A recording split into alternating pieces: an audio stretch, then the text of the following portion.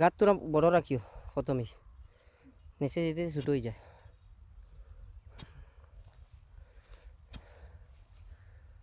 Hello everyone, আজকে আমরা new project start হইল ডিএক্স ম্যাক্সের। এই যে বুদ্ধিগিরি ক্রস না সরি, মেইন বুদ্ধিগিরি এয়ারপোর্ট রোড, ওই মেইন রোড থেকে